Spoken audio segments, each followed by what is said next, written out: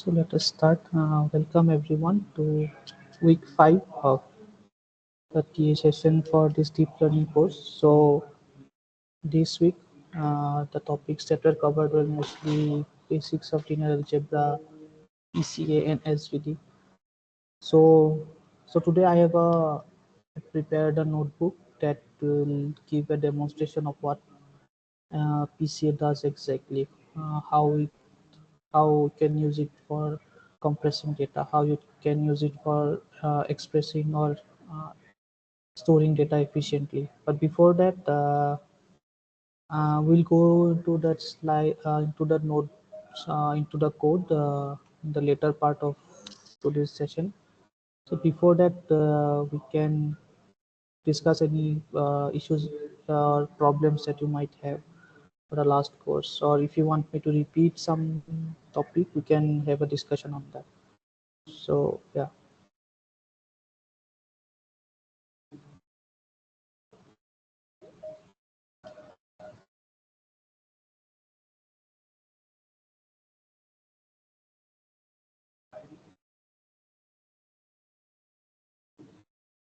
So people are still joining in. So we'll start with the discussion uh, once some more people have joined. So before that, do you have any other doubts or any clarifications that you need for this session or for the last week or the weeks before that?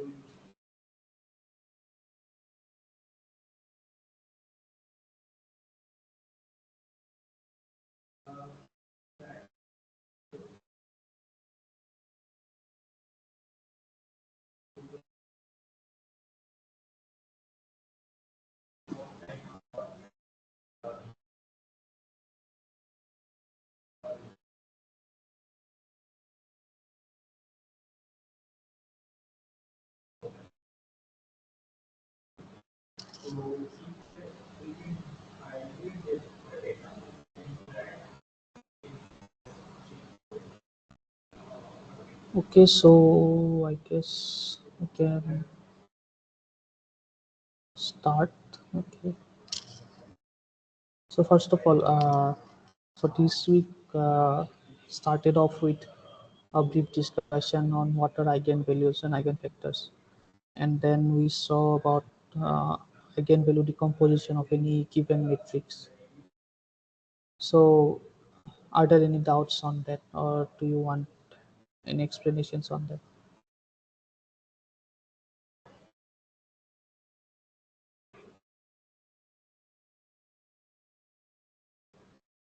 You can unmute yourself and ask, or you can type it in a chat. Yeah, hello, hi. Regarding the week 5 assignment only, Uh-huh. I've been solving the assignment.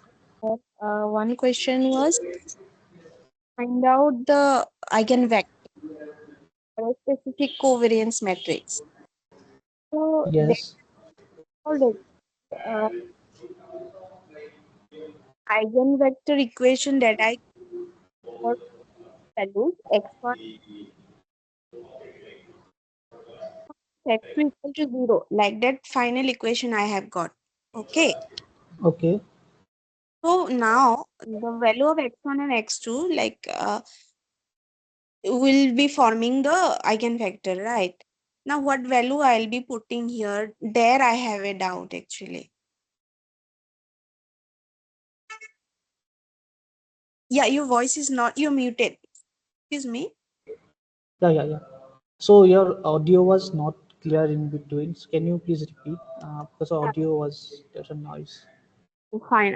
Actually, this week number 5 assignment questions I have been solving, and I got a question where I have to find out the eigenvector Hmm. for the maximum value eigenvalue of a specific covariance matrix. Okay. Okay.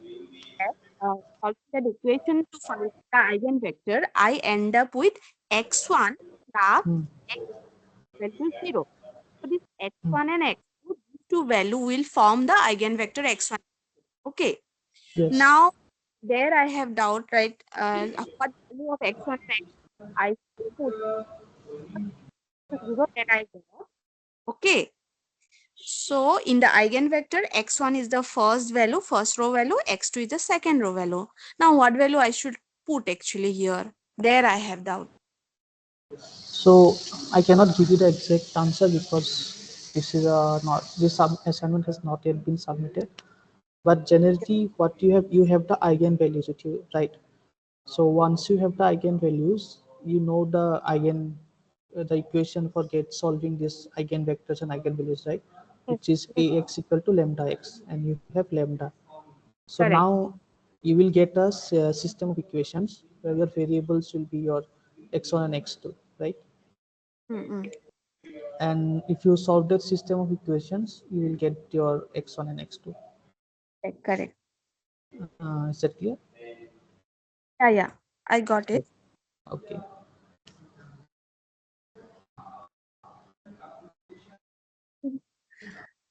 Uh, can you solve a similar kind of this? Okay. Suppose if I get, for example, if I get x1 minus x2. Okay, where I'll be getting x1 equal to x2. Suppose. Okay. Or that, what will be the eigen? So if you are getting something like x1 equal to x2, so you Yeah, can say that you can say if x1 is on, x2 is 1. If x2 is 2, x2 x1 is 2, x2 is 2, and so on. So you can yeah, put any value. You can put say minus on minus. You can put say 100. So you can put any value, and with respect to the eigenvectors, you can eigenvalues, you will get an eigenvalue. So that means if yeah. if you get something like That- x1 equal to x2, yeah, you're saying something. So in that case, when x1 equal to x2, whatever value will be there for x1, the value of x2 will also be the same, right? You're saying like Yes, that? yes, yes, Okay, yes. okay. Okay, So thank that you. will just be a multiple of if you have a vector 1 1. So all Mm, your eigenvectors will be a multiple of 1 1 in that case. Say 1 1 2 2 3 3 and so on. correct, correct. Oh,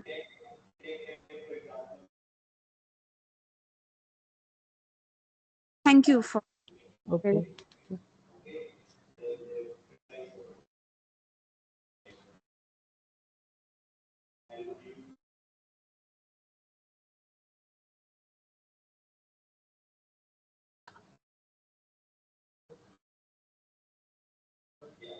So the point I am making is so it is always nice to visualize these linear algebra problems in geometric way, right? So now you said that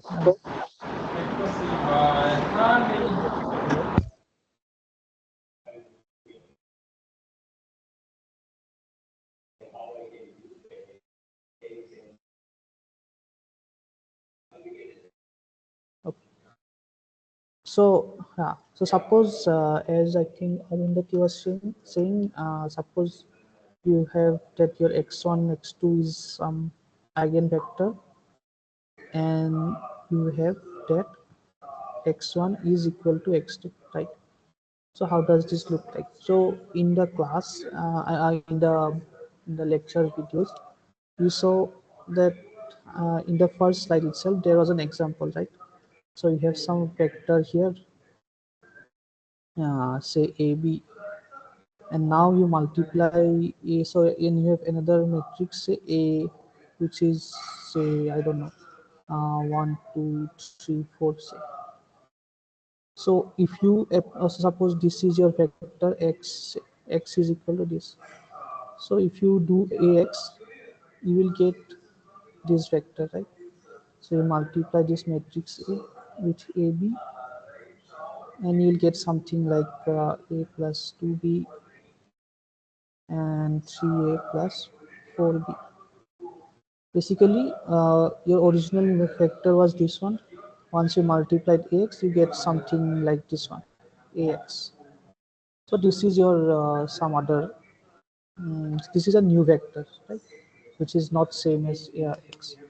But the beauty of eigenvectors is that if you, so suppose you have some eigenvector, say x, let us say this is x prime, and you have some eigenvectors, say a prime and b prime.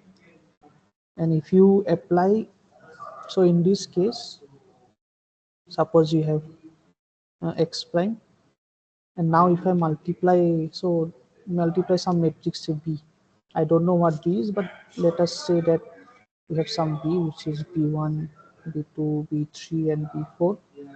And if I apply bx, and if I say that x prime is a eigenvector of b, so once I apply b prime, I will get a vector along this line itself. Say I'll get this one. So this is your bx prime. So you see the difference. So here multiplying ax gives you a different vector, but here if you multiply b with x prime, you get the vector along the same direction. That is your just scaling. So suppose this is your x prime. Now you have some say lambda times x prime. So that is this is your lambda times x prime. So now if you have some, so as we discussed, if you have some eigenvalues say x1, x2, such that your x1 is equal to x2, so that means your eigenvector, we don't know the matrix, so you may be working with some covariance matrix, but you don't know about that. So now your eigenvector is of this form, that is, it will lie on this line, right? So if this is, so this, if this is your x-axis, this is your y-axis, so it will lie on y equal to x line. So you have 1 1 here, you have 2 2 here, or you will have say minus 1 here, and so on. So if this 1 1 or this 2 2, if this is an eigenvector of some matrix say C, then any operation, any multiplication you do with C, with any of these vectors, the eigenvalue or the eigenvector will lie on this line itself. It will not change direction, it will not change direction, it will not be changed. It will just scales by some amount, say lambda. So you have Cx equal to lambda x. If x is an eigenvector of C. So whenever you are given a question of how to solve for eigenvalues, you have to solve these equations. Suppose you are given a matrix A, and we know that if x is an eigenvalue, then ax equal to lambda x. So then what you do? You bring lambda to this side, and now see, suppose A is your, say, your 2 cross 2 matrix, and lambda is a scalar, right? Lambda is a real number. So what you have to do? If you take x common, you have lambda and I. So what will be the size of I? Can anyone say what will be the size of I here?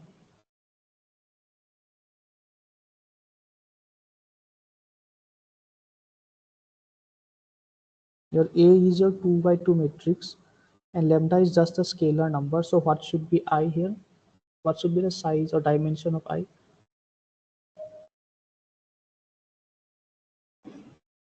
2 by 1. No, it will be 2 by 2, right? Because you can always, yeah, it will be 2 by 2. Because if you have a matrix, you can only sum or subtract two matrices of the same size. So if this is your 2 by 2, so this should also be a 2 by 2 matrix. Is that clear? Yes, yes. Okay. So suppose I'm taking this as an example. So let us go here. So we have A as say 1, 2, 3, 4, and we have lambda I, right? And lambda is some number, we don't care about the number for now.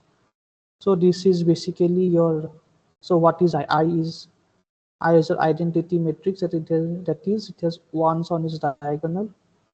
And now because I am multiplying with lambda, we have lambda here, 0, 0, and lambda. Right?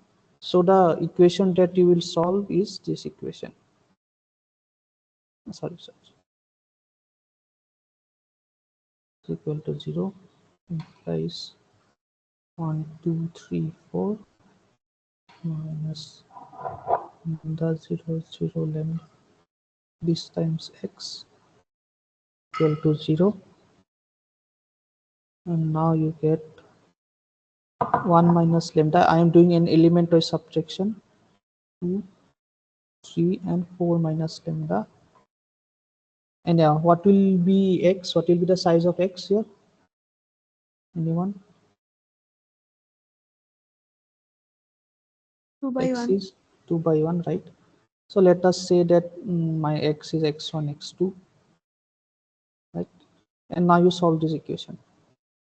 So you have 1 minus lambda x1 plus x2 equal to 0. And your second equation is 3x1 plus 4 minus lambda x2 equal to 0. So you have two variables. So you have two variables x1 and x2. You have two equations. Now if you solve this, you will get back the values of x1. And first of all, you'll get the values of lambda, and then you get back the values of x1 and x2. So I'm not going to write this. So that is the process for computing the eigenvalues.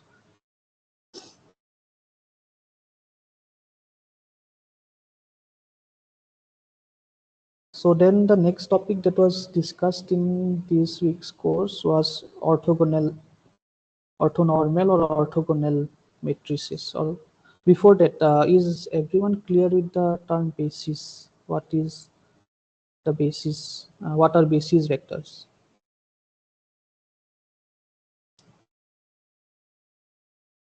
Okay. Okay. So basis vectors are basically the vectors using which you can span a whole space. So basically, suppose this is your 2D space, right? This is your, so I'm just naming this as x1, xy plane. You can also say something else. So suppose this is my x and this is my y. So using only these two vectors, you can represent any vector. So if I have a vector here, this vector can be represented as a sum of or a linear combination of x and y. Or we have this vector or this vector. So any vector in this plane, any vector in this plane can be represented using these two vectors. So that means these two vectors form the basis of this plane. So in Uh, order to, okay, so go on. y coordinate that is there, Hmm. these are the basis of any vector in this space, right?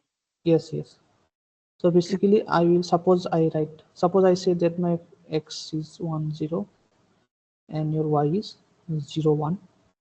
Now I take any vector, say I take 100 and say minus 250. So how can I write this? I can write this as 100 times 1, 0 plus minus 250 times 0, 1. So that means given any vector, suppose I have some unknown vector, say suppose you give me some vector a1, a2.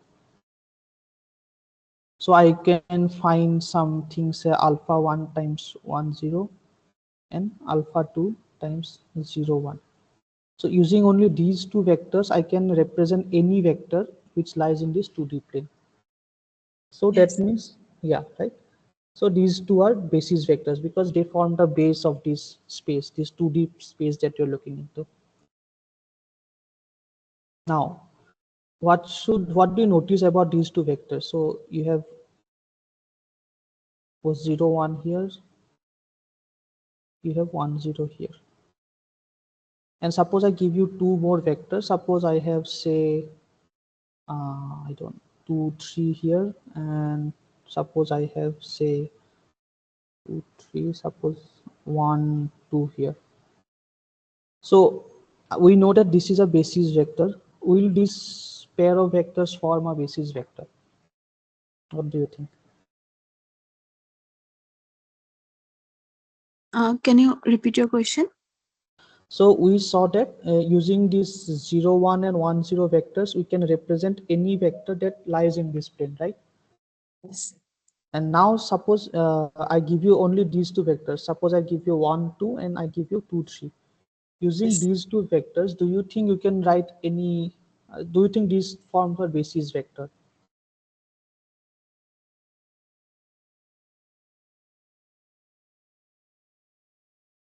Not sure. Yeah. So first of all, how do you recognize basis vector? So what is so special about this, right? They're So ortho. yeah, right, good. So these two vectors are orthogonal, right? So these vector, this, suppose I name this as y, this has no component on this vector, say x, right? So these two are completely orthogonal. That is, we cannot write y in terms of x, or we cannot write x in terms of y. But look at these two vectors here, 1, 2, and 2, 3. So 1, 2, if the angle between them is some theta, so one will have some projection along this line. So this is Hmm. say y prime, this is x prime. So y prime will have some projection along theta or along x. Similarly, this will also have some projection along this line. So basically, we can write 1, 2 in terms of 2, 3, and some other vector, right? So that means these two are not linearly independent. That is, these two are correlated. Changing this will change this, right? Because if I scale this will change. If I rotate this will change. So these two are not independent, so we cannot use this as a basis vector, and these two are basis vectors. So the thing about basis vectors is, the most important thing is they should be orthogonal.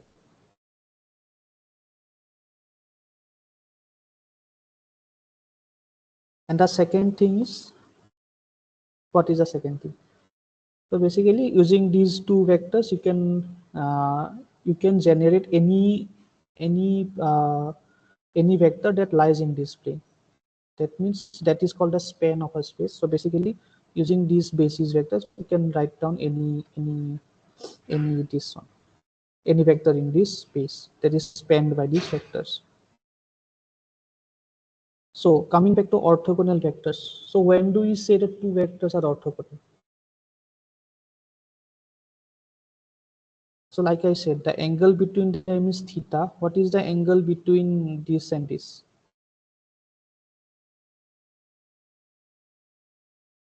What is the angle between x and y in this case? 90 90-degree, right? So yeah, right. So now what is cos of 90-degree?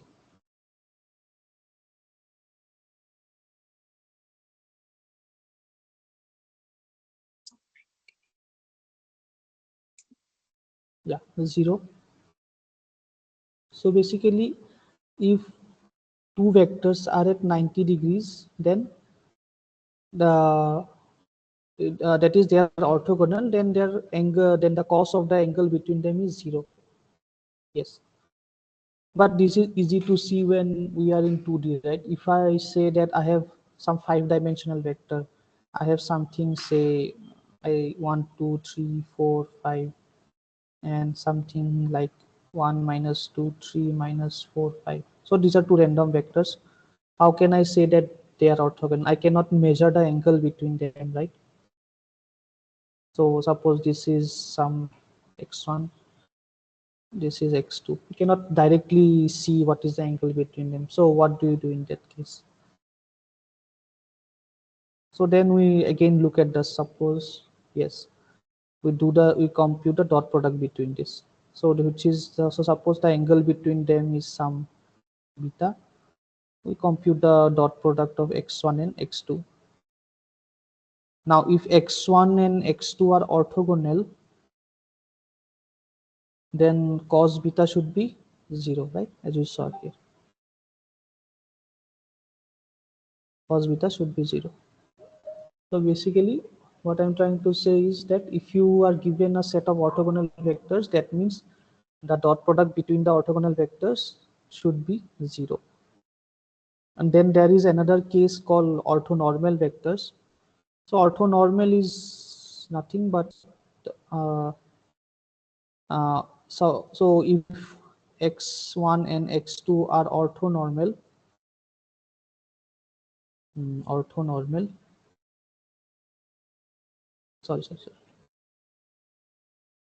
if some vectors are orthonormal, that means the norm of x1 should be equal to 1. We just normalize them to 1, and for x1 is orthogonal to any other xi. for any I which is not equal to 1.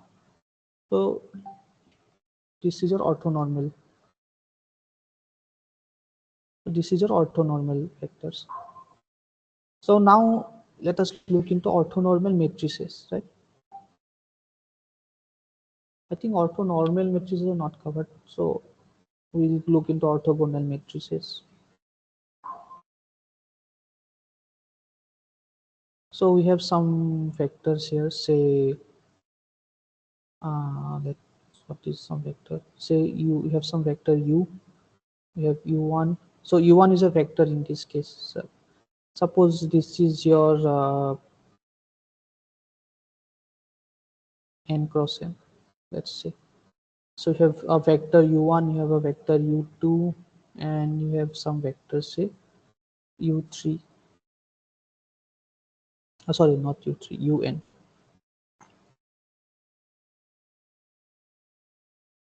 Right. So now, what is u transpose u in this case? So this is a transpose, right? So you have u1 here, you have u2 here. These are all transpose, and you have un here.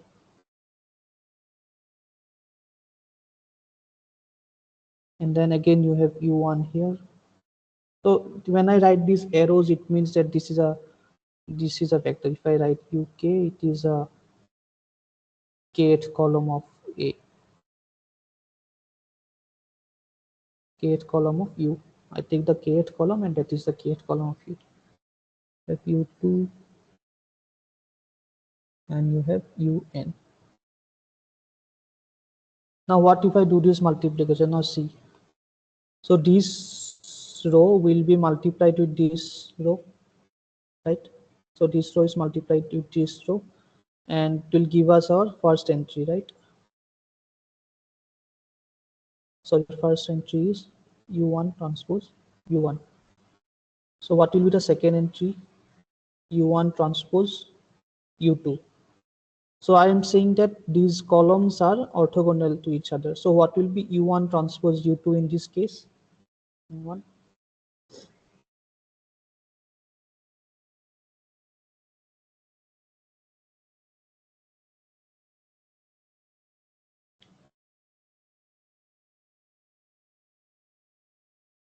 You get the question, right? So I'm taking a dot product of this vector u1 which u1 to get u1 transpose u1.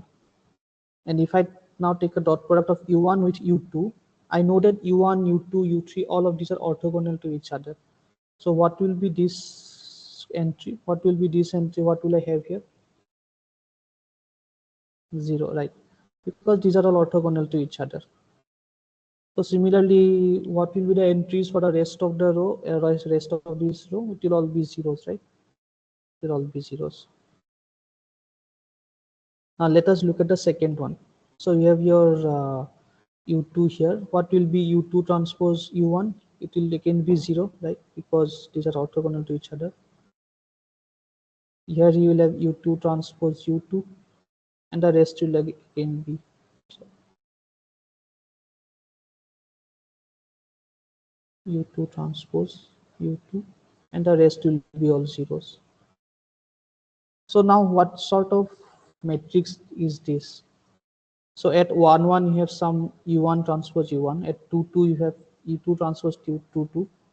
At 3 3 you will have u3 transpose 3 3.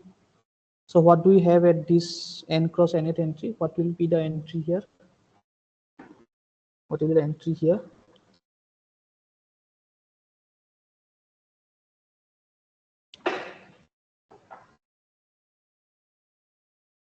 U1 transpose U1. Yeah, right. Un transpose un. So this is your n by n matrix, because this is your n cross n. This is your n cross n. So basically, you see, only the diagonal terms are non-zeros, and all these non-diagonal terms all of these will be zeros. So this U transpose U is a diagonal matrix, right? So this is a diagonal matrix. Now, if I say that our matrix U is orthonormal,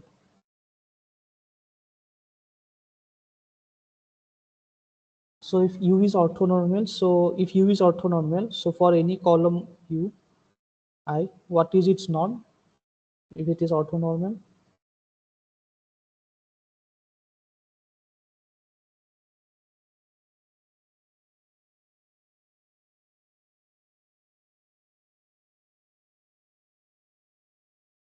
So if a matrix or if a vector is orthonormal, if I say a matrix is orthonormal, so what does it mean? What is the norm of this? So we discussed here, right?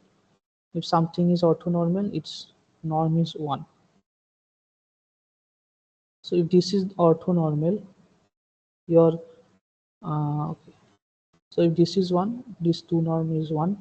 So that means Ui transpose Ui is equal to 1, right? So that means if I look at this matrix now, U transpose U. So you have U1 transpose U1, which is the norm of U1. So this will be 1, right? And this will all be zeros.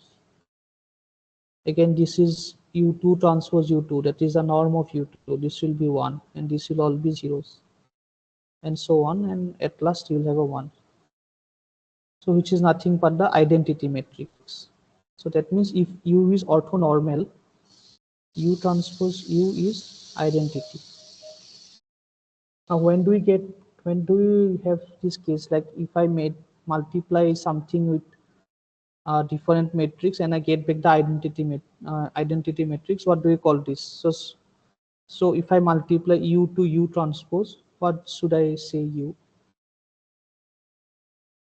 What type of matrix is this?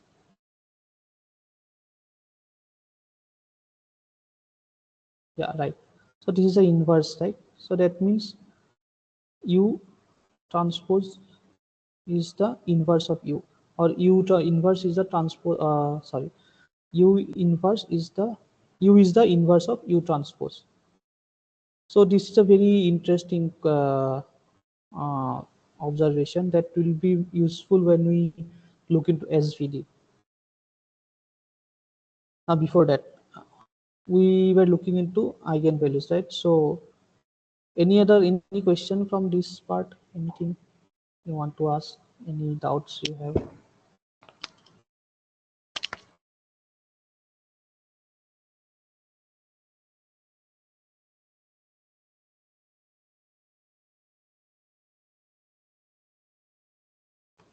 Okay.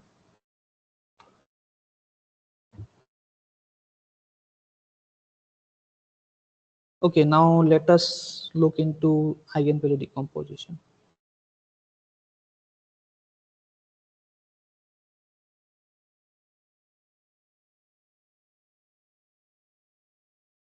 So suppose you are given a matrix A. For simplicity, let us say you have an n cross n matrix. So this is a square matrix, right? Square matrix in the sense the rows and columns are equal. So can you, is it possible to compute the eigenvalues of a rectangular matrix?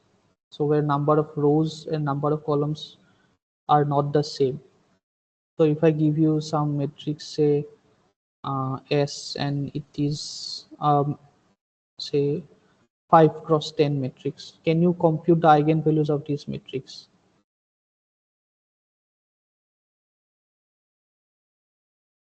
No. Right.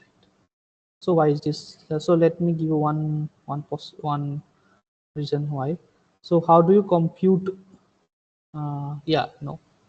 How do you compute eigenvalues? You compute eigenvalues using this equality, right? Ax equal to lambda x. So when you are doing this computation, you have this like a minus lambda I. So I is an identity matrix, and your identity matrix is a square matrix, right?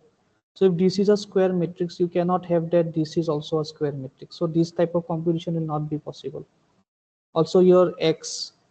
So if I have, say, if some you have some vectors, say x, which is 10 dimensional. So if I multiply sx, what will be the dimension of this vector sx?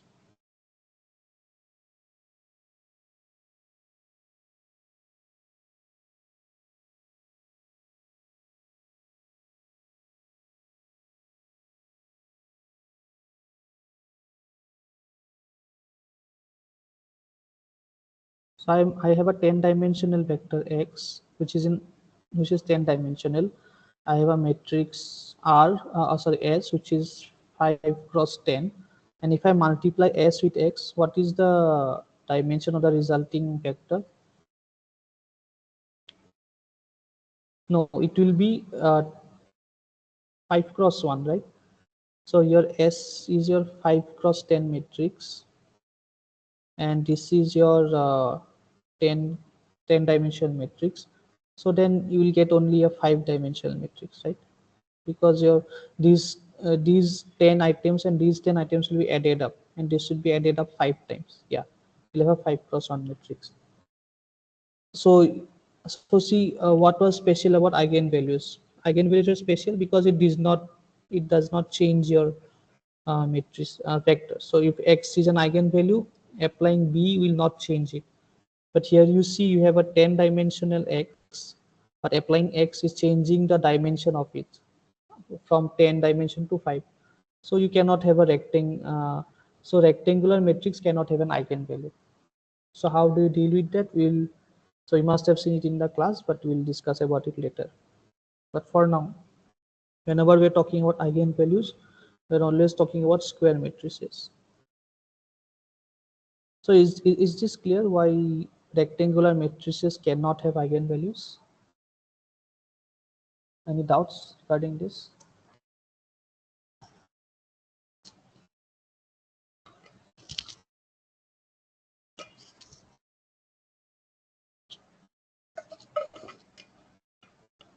Okay.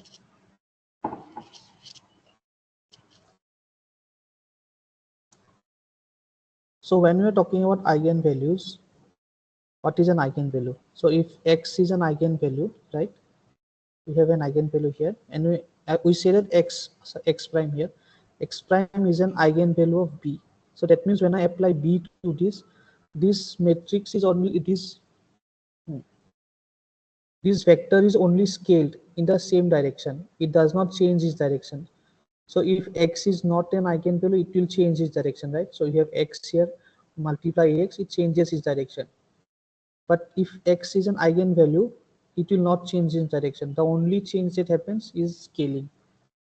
But now if we have a rectangular matrix, say 5 cross 10 matrix, and I am giving a 10-dimensional row, right? A 10-dimensional vector to it. So when we multiply Sx, it gives us a 5-dimensional matrix. So let us take an example. So suppose I have, say, 2 dimensions is actually small, but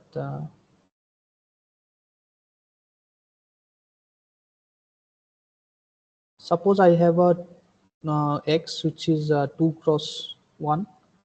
So if x is in 2 cross 1, and suppose I multiply it with a which is, say, 3 cross 2, right?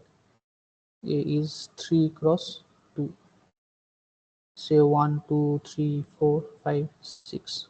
So if I do ax will be your 3 cross 2 and 2 cross 1. This is a 2 cross 1 matrix, right? Sorry, 3 cross 1 matrix, right? So you have something, say, a1, a2, a3. So if x was to be an eigenvalue, we wanted that if x is an eigenvalue of a, it will stay in the same direction. But you see, it is not even staying in the, so this x was 2-dimensional, but when we multiply a 3 by 2 matrix or rectangular matrix, it is not even 2-dimensional. It goes off into a different dimension.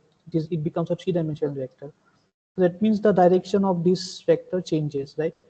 So that's why it is not an eigenvalue. That is, any rectangular matrix cannot have an eigenvalue.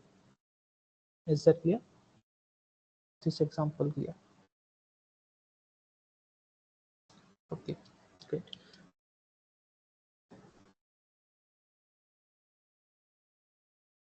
Okay.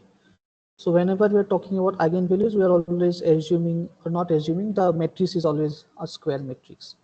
So there is a way to find eigenvalues for rectangular matrices. We'll come to that. So now let us say that your you want, so x, suppose a is n by n, what is the maximum number of eigenvalues or eigenvectors that A can have?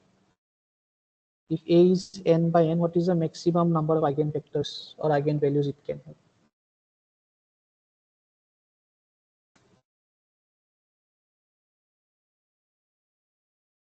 Yes, n, right?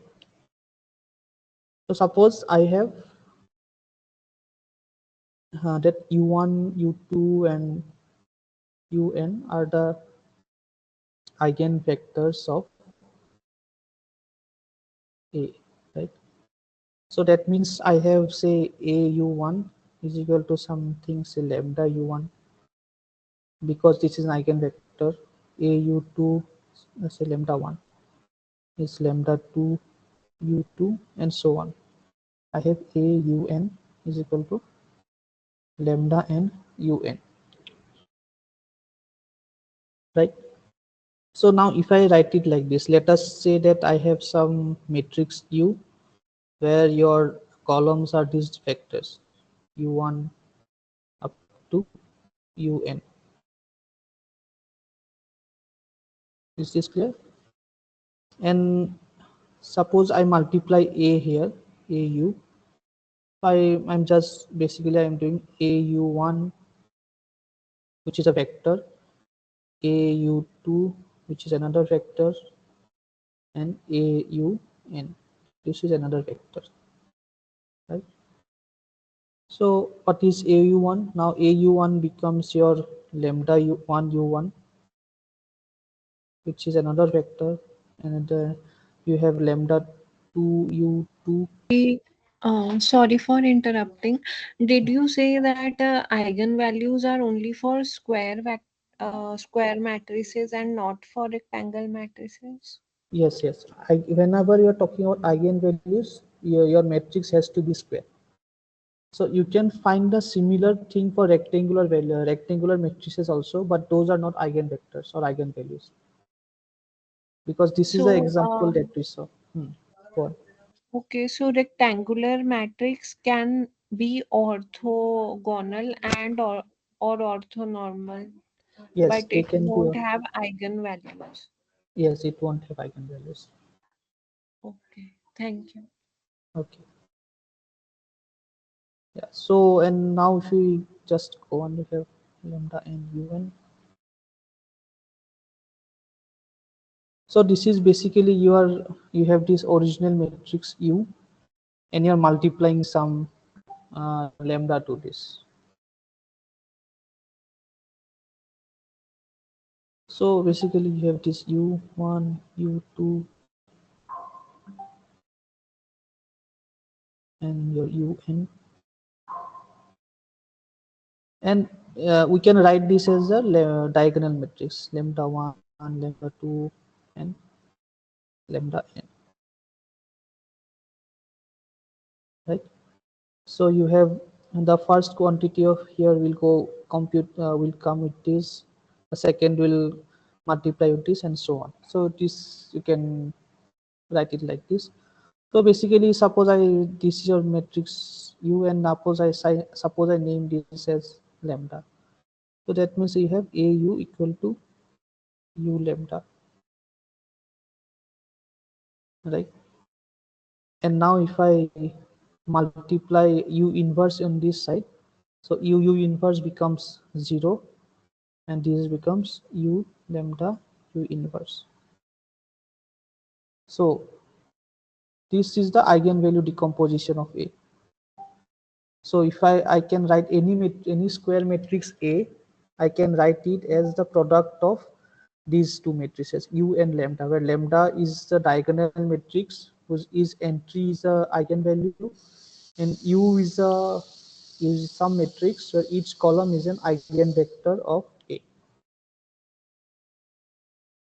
Now, one thing, let us see. Suppose I say that U is orthonormal, right? Then what is U inverse? We saw this, right? If U is orthonormal, what is U inverse? So what are orthonormal matrices? For orthonormal matrices, you can always right? U transpose U equal to I. So what does U inverse mean in this case?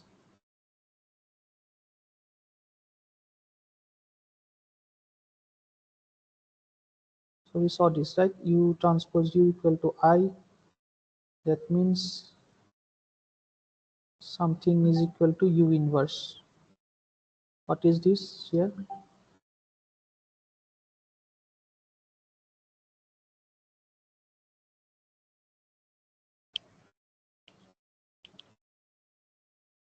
Get the question, right? Yes, transpose of U. So U inverse is your U transpose. So if U is orthonormal, then your eigenvector decomposition can be written as U lambda U transpose. So yeah, having this orthonormality greatly makes these things easier, because you don't have to compute the inverse of U. You can just use U transpose instead of that.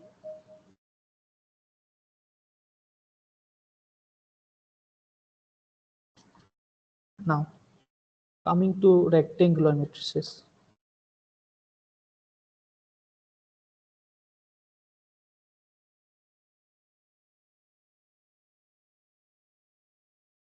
Suppose you have a matrix B which is rectangular, right? Which is say M cross N, say, where M is not equal to N. Now you know that this rectangular matrix cannot have an eigenvalue.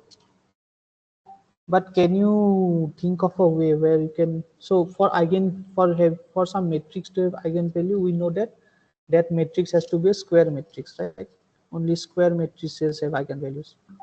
So is there a way you can use B to create a square matrix? Your B is your M cross N matrix. Can you make this, somehow use this and make it a square matrix?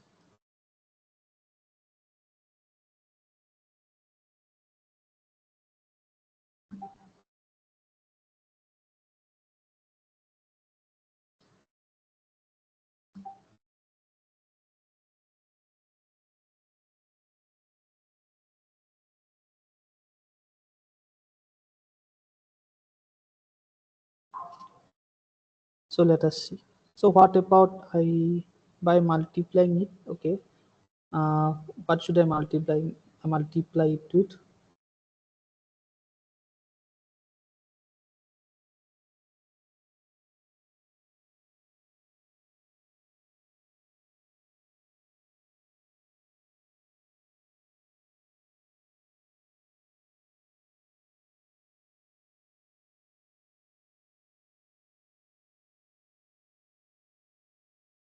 Yes, right.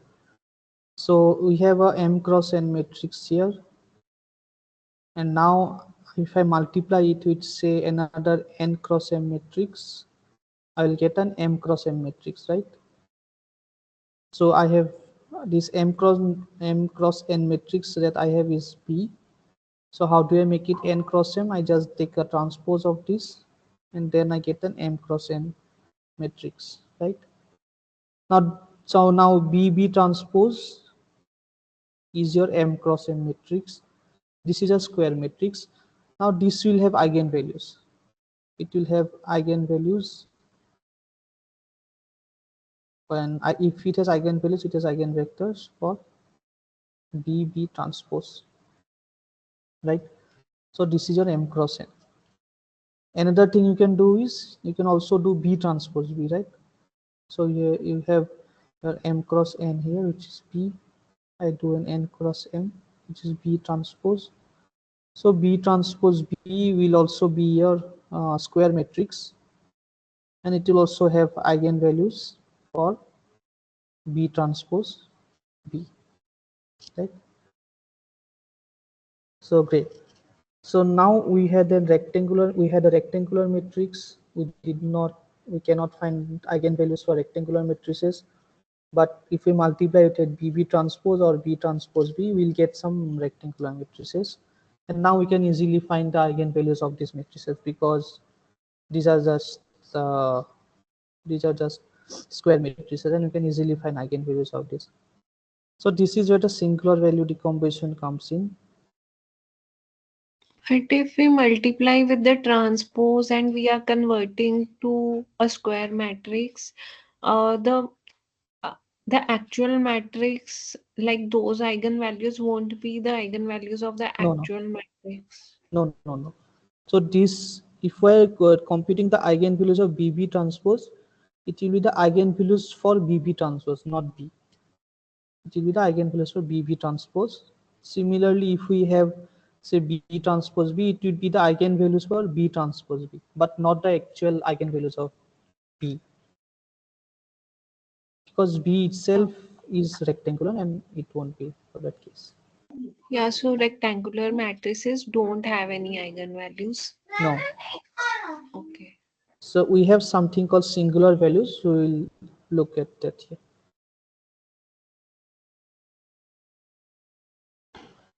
So the singular value, so for eigenvalue decomposition, so this is our EVD.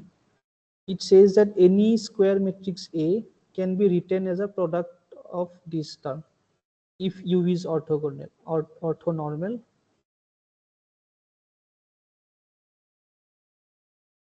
Otherwise, you have something like this. If U is not orthonormal, you can always decompose A into this type of products. Otherwise, you for singular value decomposition says that if you are given some matrix say B, you can write it as a product of three matrices. So the first matrix is U, the second matrix is sigma, and third matrix is P. Now what are these U, sigma, and P? Let us see. So we know that B is your M cross N matrix, right? So number of rows of B is number of rows. What is the number of rows here?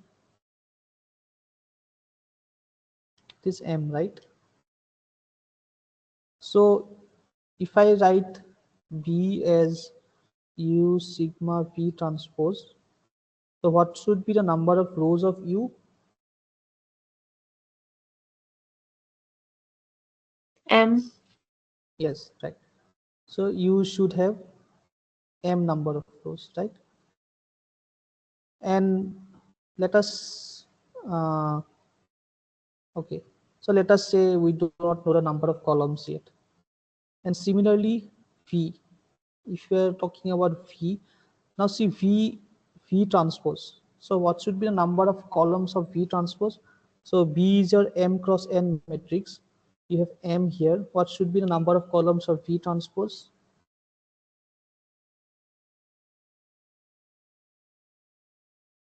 What should be the number of columns here? N. N. So you have M cross something, then this is something cross something, and this is something cross N. So multiplying all this, you get your M cross N matrix, which is V. Which is B, right? Now, what are these U, sigma, and V? So we saw that these BB transpose matrix, is M cross M, right? So if I take the eigenvalues of this BB transpose matrix, how many eigenvalues it will have? Number of eigenvalues of BB transpose.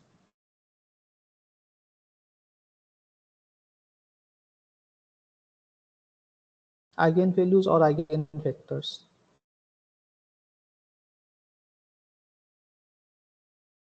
Yes, we'll have M, right? Because we saw that even here for n by n matrix, it can have at most n eigenvalues. So similarly, number of eigenvalues for B transpose B is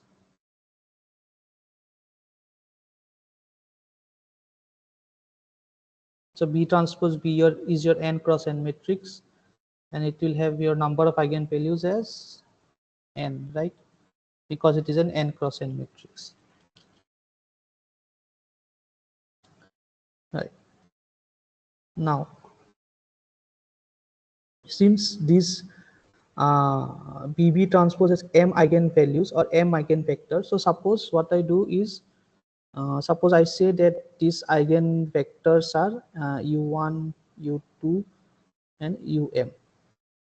Suppose I say that these are the m eigenvectors of B transpose, and for B transpose B, I say that V1, V2, and Vn are the eigenvectors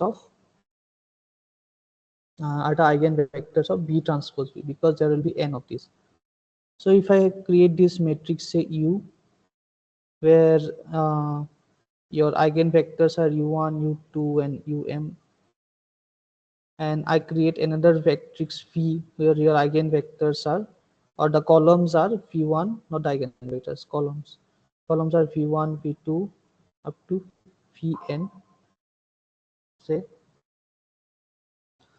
Now you saw in this eigenvalue decomposition, what is this lambda? So lambda is basically your diagonal matrix, right? Which gives you the eigenvalues of the matrix A. Now similarly in this here, there is a concept of singular values.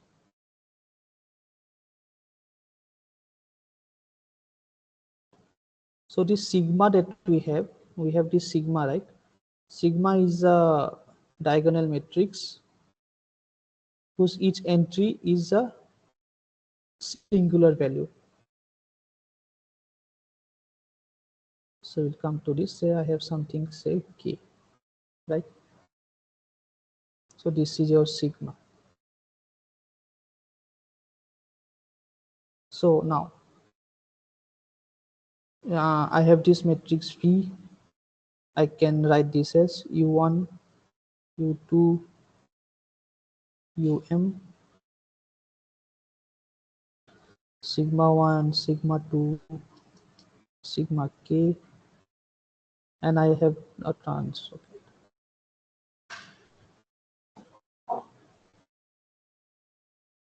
I have a transpose of this. So I have V1 transpose, V2 transpose, Vn transpose. Now something is not correct here. Can anyone, is it, can anyone see it? Something is not correct here.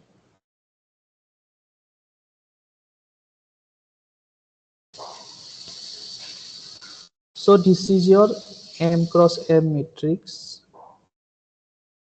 This is your N cross N matrix.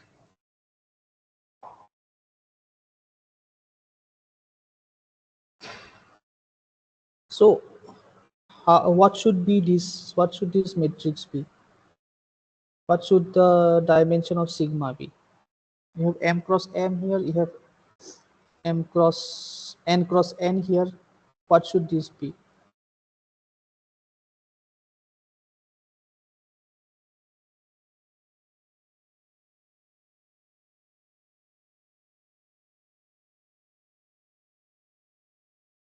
Right.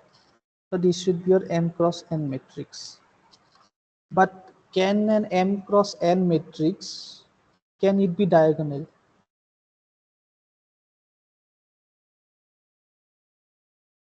So suppose I have, say, yeah, it cannot be diagonal, right? So you cannot have a rectangular matrix which is diagonal. So that means if I have some matrix, say, of size, say 5 by 10, so I'll have some values here, say sigma 1, sigma 2, sigma 3, 4, 5, and then the rest of these will all be zeros, right?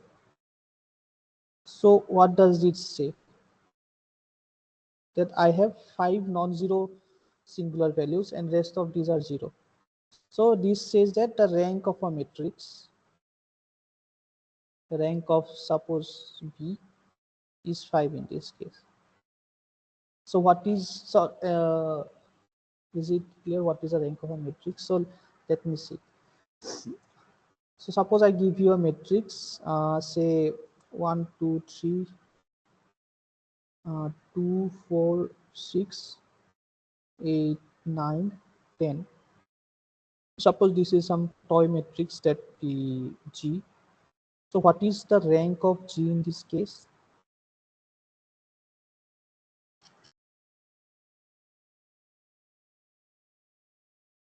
3. Come again. P. No, the rank of this will be, it will be 1, right? Because why? So see, you have this 1 2 3 here. So this factor is basically, so suppose this is your column G1, this is your column G2, this is G3. So I can write column G2 as 2 times G1, right? So that means G2 is dependent on G1. If I change G1, G2 will also change, right? So that means these two vectors G1 and G2 are linearly dependent.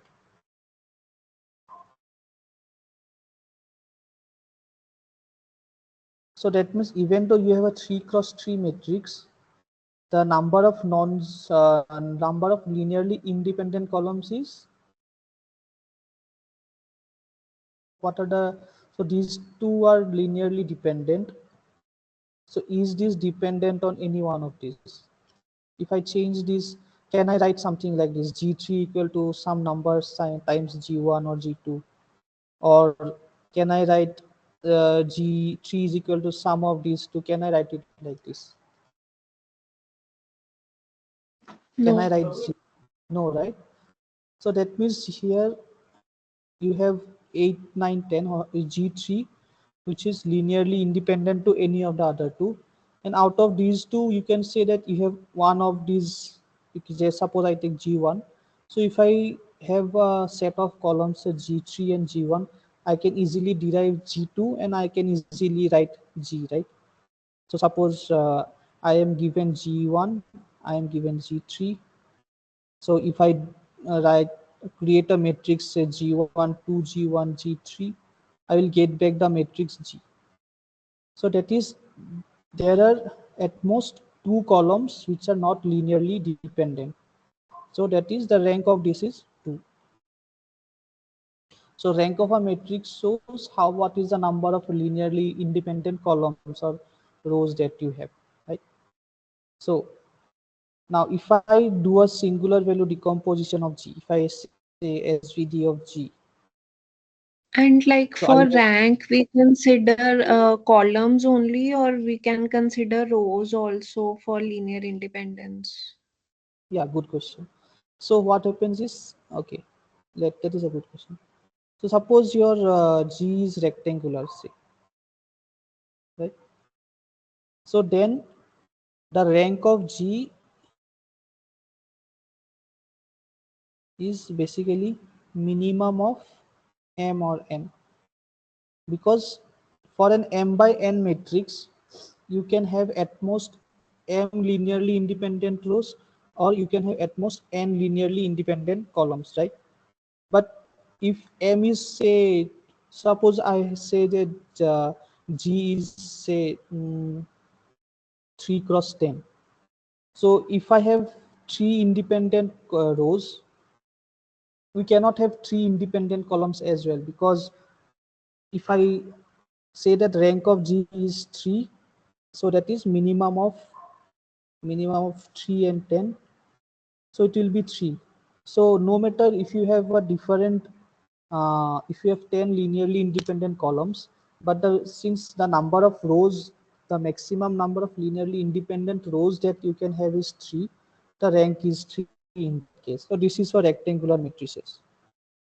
But for and for square matrices, it is basically you have to look at how many linearly dependent columns are there or rows are there. So is that clear? Yes, thank you. Okay. So yeah. So now suppose I do a SVD of G. So suppose you this is a UG, this is your sigma G, and this is your phi G transpose. We know what is UG. UG is basically eigenvalues of GG transpose, eigenvectors. P is basically the eigenvectors of G transpose G. Now, if I look at sigma G, we know that rank is 2 here, right? But this is a, okay. This is a 3 cross 3 matrix. So we'll have a 3 cross 3 sigma here. But we know that the rank is 2. So it will have the I have a singular value 1, it will have a singular value 2, but a third singular value will be 0. So what I mean to say is that this sigma, the number of singular values that a matrix can have, number of singular values is equal to the rank of the matrix, rank of G. So that means since this is your rank 2 matrix, so even though G is a 3 cross 3 matrix, your rank is 2, this sigma will have only 2 singular values, and rest of these are all rest of the eigen or singular values are all zeros here in that case. And now coming back to eigenvalues, so we are talking about B equal to U sigma V transpose, right? Can you please repeat like how sigma is dependent on rank? So once you do a singular value decomposition, so we know how to compute the singular value, right? We compute these matrices B transpose and B transpose B. We compute the eigenvectors and eigenvalues. And then once you compute those, you will find that the number of non-zero eigenvalues or of those two matrices is at most 2. You cannot have more than 2 eigenvalues. So you can find this by computation, but this is what the theory of singular value decomposition says. If your rank of a matrix is, if you know the rank of a matrix, so that is basically the number of non-zero singular values that that that matrix will have. Okay, thank you. Right. So if if your G is your rectangular m by n matrix, so your sigma will be some, so you have U which is m cross m, V which is n cross n, and sigma will be m cross n, right? And let us say that m is smaller than n, so the first m entries will be non-zero, first m non-diagonal entry, diagonal entries will be non-zero, and the rest of these will all be 0. So looking at sigma, you can say, you can also determine what is the rank of a matrix. Okay, thank you. Okay. So one more thing, because see here, this BB transpose and B transpose B are symmetric matrices. So you know what a symmetric matrix is, right? Matrix is, right? So BB transpose is symmetric. So that means if I take a transpose of this, what do I get? I get B transpose transpose B transpose, which is basically BB transpose. Similarly, you can show that B transpose B is also symmetric. Now there is a theorem which says that for symmetric matrices, the eigenvectors are orthonormal to each other. So for symmetric matrices,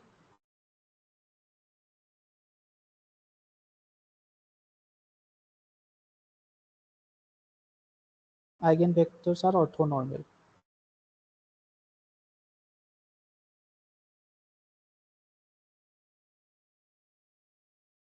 So now let us look at BB transpose. So the eigenvectors in this case are u1 up to um, right? So this is your matrix U. Now since this is orthonormal, so you will have U transpose U equal to I, right? Similarly for B transpose B, your eigenvectors were in the matrix V. So V transpose V is also identity, because these eigenvectors are all orthonormal to each other. So now if I say, that B is your U sigma V transpose, right? So if I do say B transpose, so B is your U sigma V transpose, right? And B transpose is just transpose this. So U sigma V transpose transpose. So U sigma V transpose. Now your V comes here. Your sigma is diagonal, so transpose of a diagonal matrix is, it remains same. and you have U transpose. So you have U. So because this thing V transpose V is its identity, so this is basically identity. So we are left with this quantity, that is BB transpose is equal to U sigma square U transpose. Now we saw something like this before, right? We saw this here. If you have a matrix A, you can write the eigenvalue decomposition in this way if U is orthonormal, right? Now we know that this U is orthonormal. So basically what we are saying is this sigma square contains the eigenvalues of BB transpose. So you can show a similar thing for the matrix B transpose B. So is this clear? What is the importance of SVD and what is its relation to eigenvalues? Is this clear? Are there any doubts? You can ask me.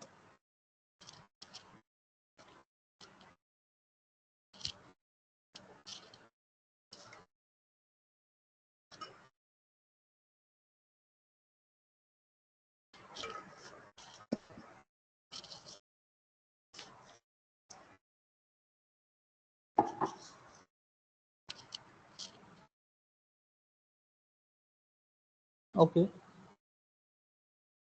So now these were some linear algebra topics, and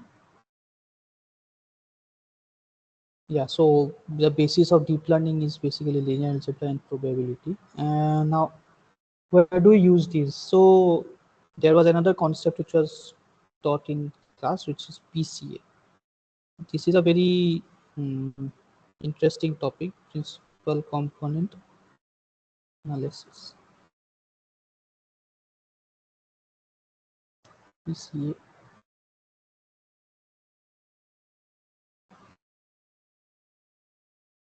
So let me give you some data sets. Say uh,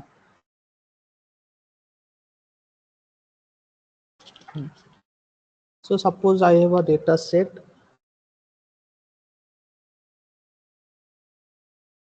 What is the data set? Okay, suppose uh, I have a data set of say house prices, right? So what can this data set have? So suppose one feature you have is your say what is the breadth of this house, what is the width of this house, what is the area of this house, and let us say what is the some distance to market and so on. And you have to predict the price of this house, right?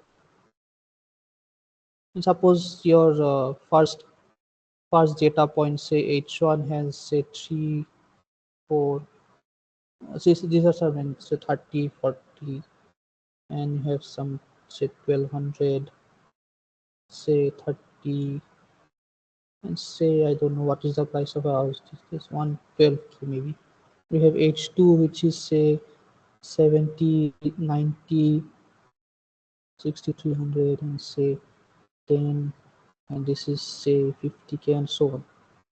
Now in this case, do you think all of these features, so if you have 1 2 3 4 features, do you think all of these 4 features are required?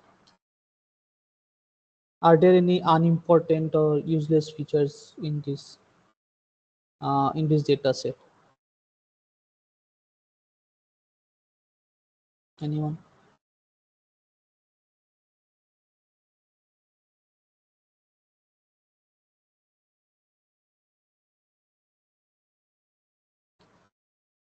Okay, so as you can see, this area is not actually saying, yeah, right, thank you. So this feature called area is not saying anything important about your data set, right? Because if you know the breadth, you can know if you know the width, this area is just basically a multiplication of these two things.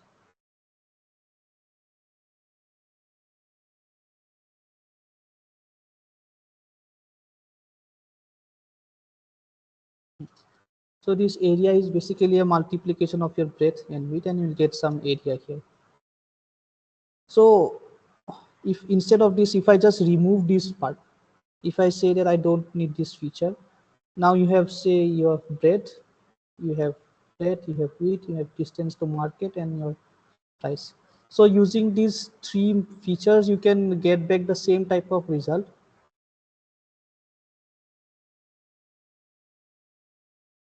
Yeah, right. So yeah, you can also say that I can remove, I can keep width and area, I can remove breadth. Yeah, that is, we can also do that, right?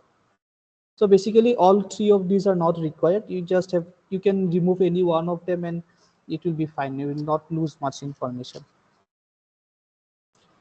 So what we are trying to do is that we are trying to find the most important features. What are the most important features that we, because yeah, for this one we have a small example. For suppose for some data set you have say 100,000, or say 1,000 features even. Now these 1,000 features and you have say 100,000 data points, right? 100,000 data points. So your matrix X will be of size 100,000 times 1,000. So you will have 1, 2, 3, 4, 5, 6, 7, 8, 10 to the power 8 entries in this matrix, right? So which is very huge. You do not want to waste your space only on storing this matrix. So what we do is we remove these redundant or useless features. We just keep the most important features. But the thing is, how do I find the most important features? You cannot go into these 1,000 features and look into it one by one, that this is important, this is not important. So that is where this concept of principal component analysis comes in, right? So this is where PCA comes in. So PCA is basically, so the look at the name, it says principal component. So this basically captures the most important information that you have. Okay. So now let me see. Yeah. So suppose I give you a data set. Suppose I give you two vectors, say whether there is a sunrise today, or yeah, every day sun rises every day. So this is not good. So I say whether it rains today or not. So I say yes, today yes. In some place no. I have say 5 places. So this is 1, 2, 3, 4, 5. I say it rains here, it does not rain there, and it rains in this place. And then I ask you another question. Mm, is this place in India?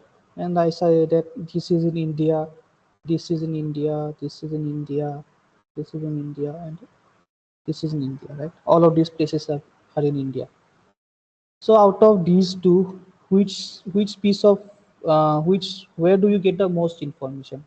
Which row is giving you the most information?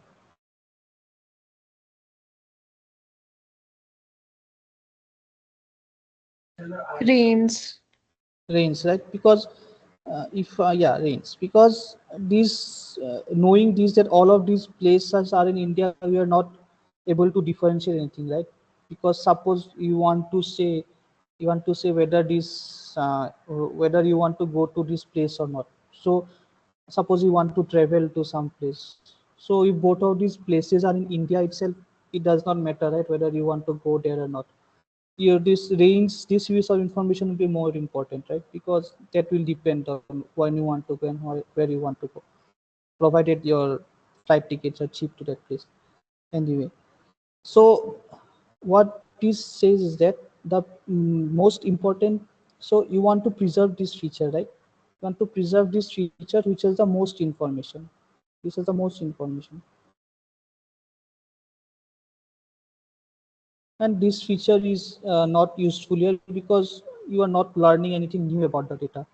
It says it is same for all the data. So how do we capture the most information in a data set? So now suppose I have two axes here, right? I have two axes here. Suppose I say this axis is for the feature range and this axis is for whether the place is in India, right? So for rain, either you have say 0. Actually, this is not a good example. So okay, let me take another example. 0, 1 is a bit tough to show. So I think this example was shown in the class. So you have some data points here, say like this. Now with respect to this axis, so as we discussed the first thing today, right? What is a basis vector? So basis vector is basically a set of vectors using which you can represent any other vector in that place. Now in this case, suppose these are your basis vectors. You can represent these points using, so this is a vector, this is a vector, this is a vector, and so on.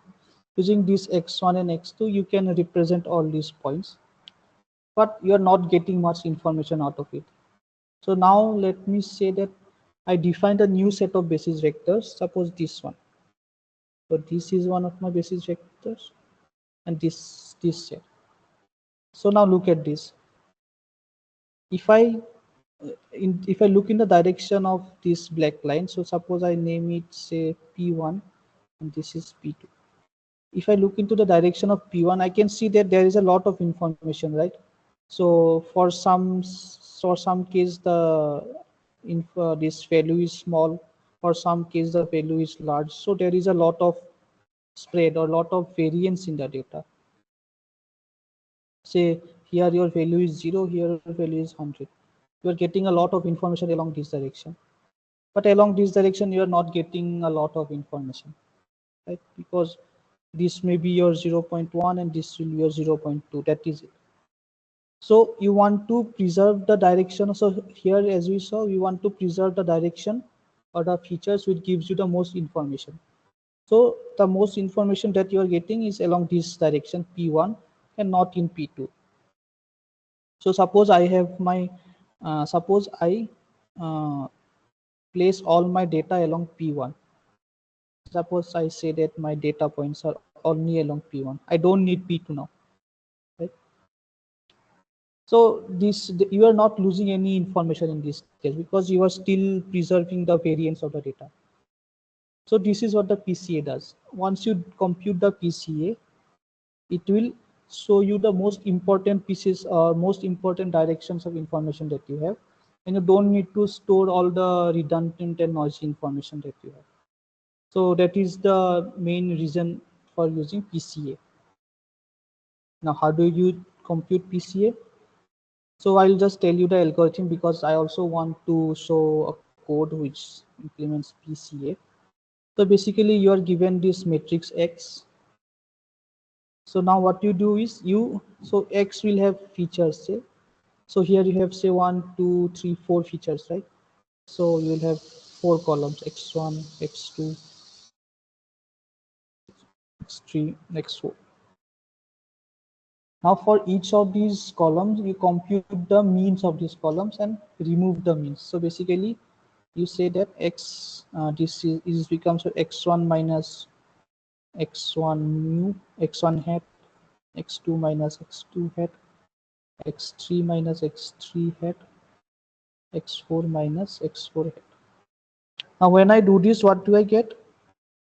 If I sum this up, because I'm removing the mu here, if I sum this up, I'll just get summation x1 is 0, summation x2 is 0, summation x3 is 0, summation x4 is 0. So this is called the centering of the matrix. That is, for each feature you remove the mean of that feature and such that the sum along that feature becomes 0. So once you do that, you compute the covariance of this matrix. So covariance is basically how two things are related, right? So here you saw if I change breadth, this area will also change. If I change width, this area will change, right? But if I change breadth, this distance to market will not change, right? Because these two are not dependent. So there is a huge large covariance between breadth and area. So as because if I say that this becomes 300, this becomes a 12,000. So it is correlated. Changing breadth changes area. So that means covariance says is that keeping one, changing one will change the other. That means only one of them is important. You don't need both of them. So that is what covariance is. So the formula for covariance is given by, so this is just the formula. You just uh, sum over all the this one centered columns and compute the transpose of this. So this will give you a covariance matrix. And now what we do is we do a SVD of this covariance matrix. Suppose this is C. You do a SVD of this covariance matrix because you want to find the most important directions, right?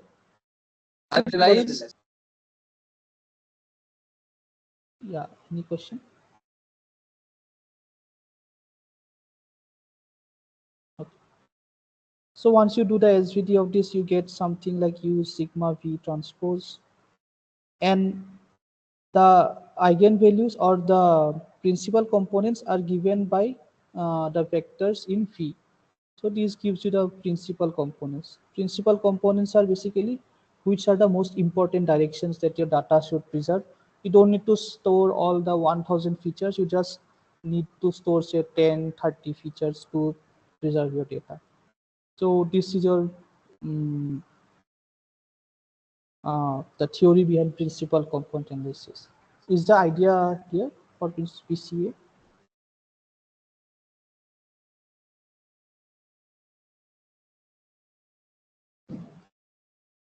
Okay, so let me show you a example of this thing.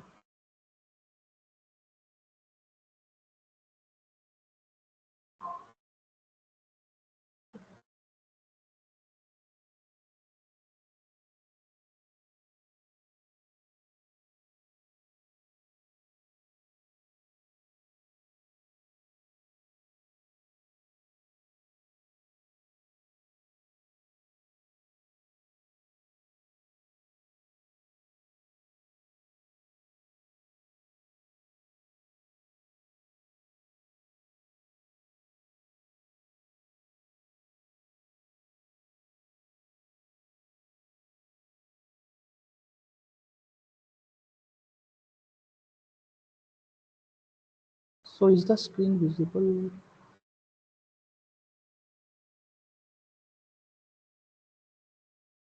Can anyone say if it is visible now?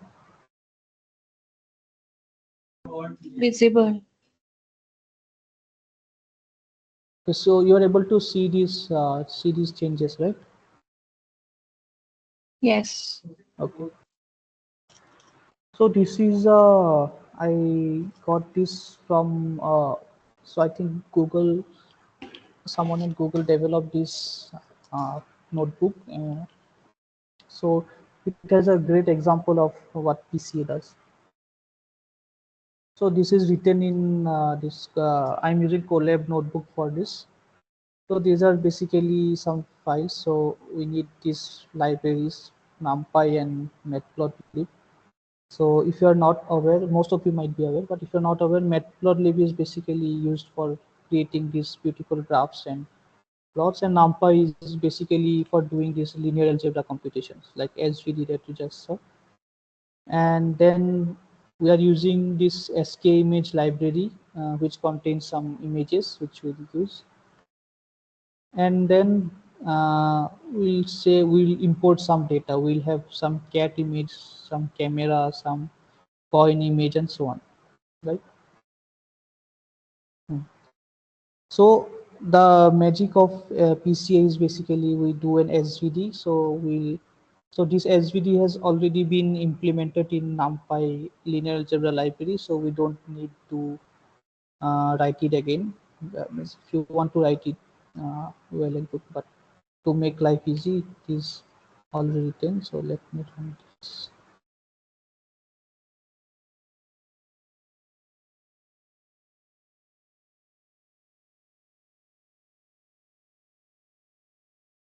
Hmm.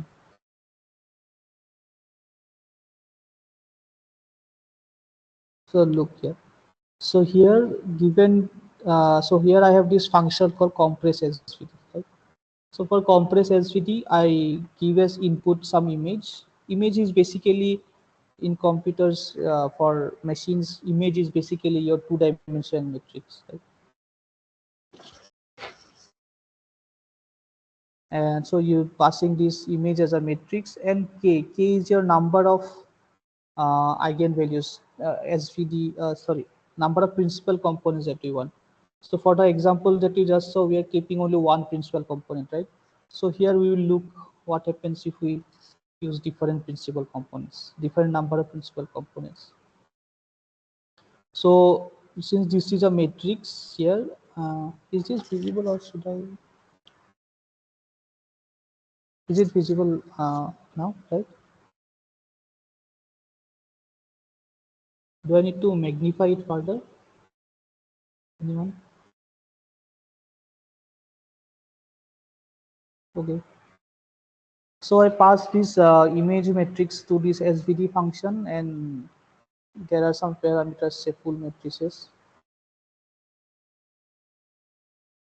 So then you have this because you saw, right, once you do SVD, you get this U, sigma, and V transpose as the output. So you have this U, S, which is your sigma matrix, and V, which is the right singular vectors. So you have image is equal to U times S times V transpose, right? Now I am saying that I just want to take the top k singular values or top k eigenvalues. So how do I do that? I take the top first k columns of the matrix U, and then I take the first k values of this diagonal matrix sigma, and I do a product with the first k rows of V transpose, and I then do a product of these three matrices. So this is basically, you have some image here and you have a reconstructed image in this case. So in case of matrix, suppose I have this matrix B, and using this approximation, I have some matrix say B dash. I have some matrix say B dash here. So this is the reconstructed matrix.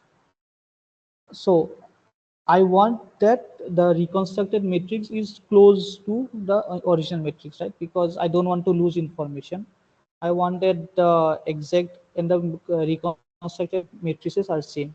Similarly, I want to say that the original image and the reconstructed image should be same, should be similar.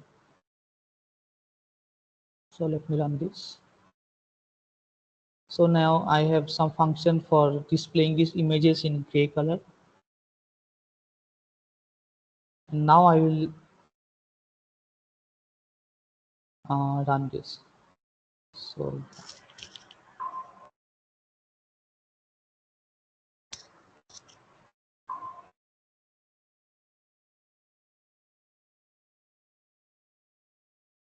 suppose I have the image of cat for this case, and say I am just taking the first principal component of this, right? So see, with one principal component, you cannot reconstruct the whole image of a cat, because it contains. So when I say that principal components capture the most important parts of a data, so for this image, the first principal component captures only these lines, these black lines that you see, these black and white crisscross lines, right? So now let me increase the number of principal components. Say suppose I take 7 principal components. So now you see, so earlier you were only the one principal component only captures this information, these black and white lines, and now we have a better, it as you increase the number of principal components, you are getting more and more information, right? So now you see that it captures information about the eyes, it captures information about the size of the nose. Now if I again increase it further, so suppose I say I'm taking 42 principal components.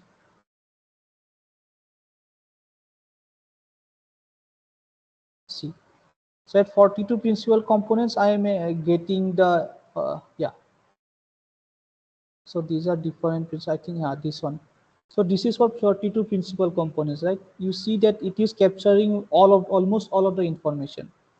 So earlier my image was a 300 by 300 image, so that is there are 300 features. But now we saw that using only 42 features, we are getting back the complete image. We have no need for storing all the 300 features. So we have a 23% compression here. So the plot on the right, what does it show?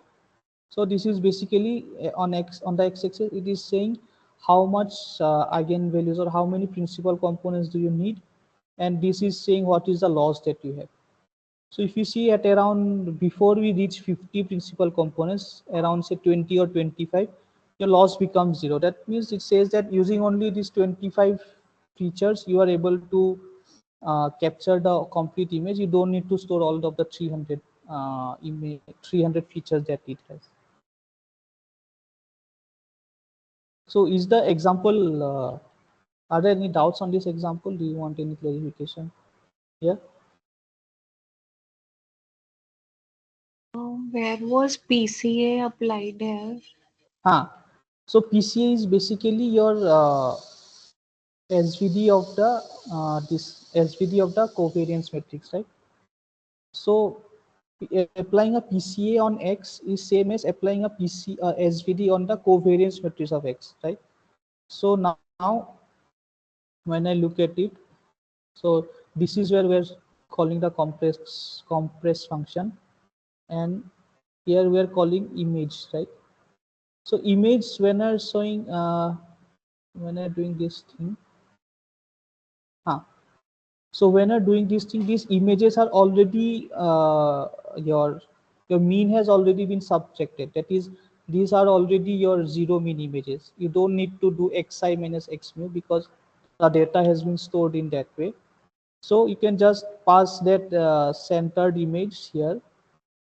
So here you're passing the centered image, right?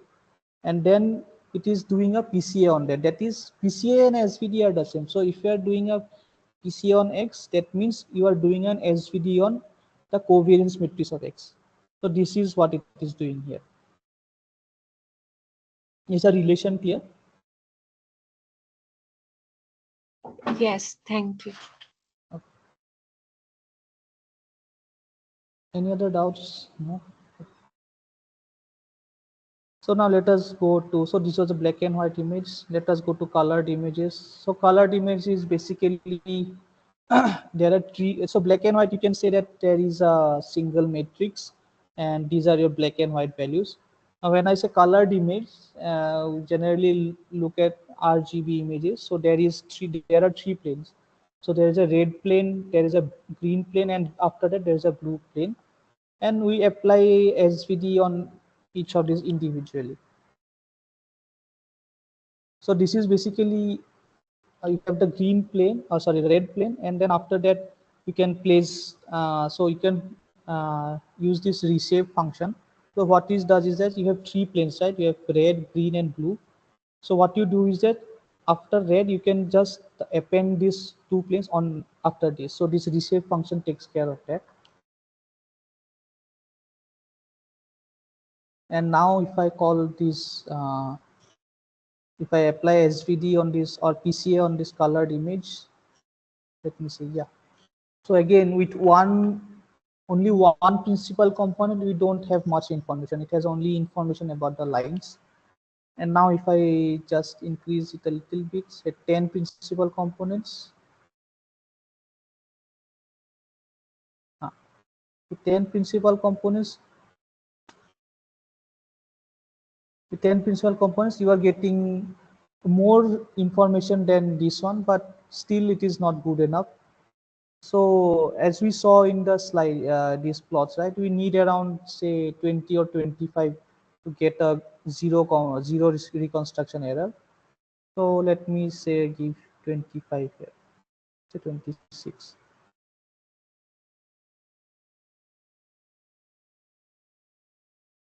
So see, with 26 principal components, you're able to reconstruct the complete exact image, and you don't need to store all the 300 features that we have.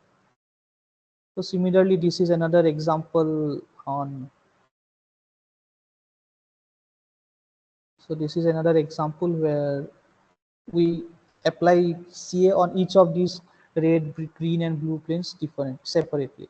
So again, suppose I take this as 88.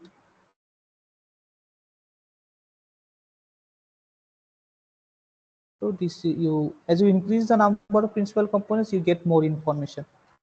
So that is the main use of PCA. Using very little number of principal components, you can store a lot of information. You don't have to store all of the highly high dimension features that you have. But there will be some limit to principal components.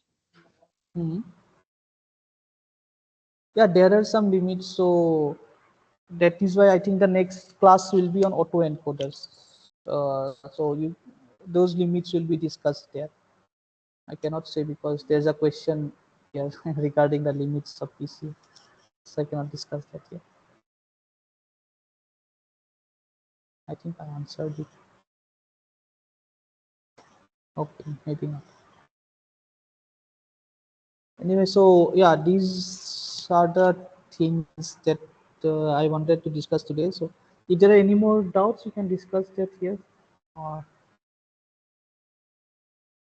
anything from the older lectures. Can you share the link to this Okay, Python file? okay, let me share this.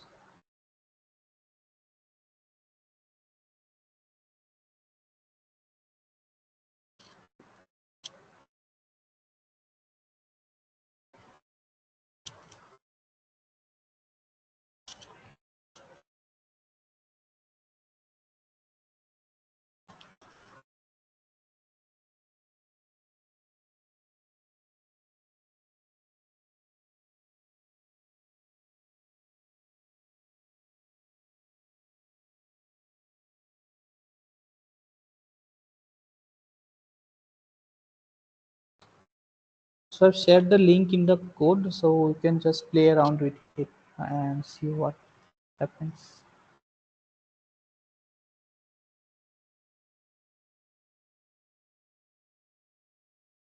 Thank you. Thank you.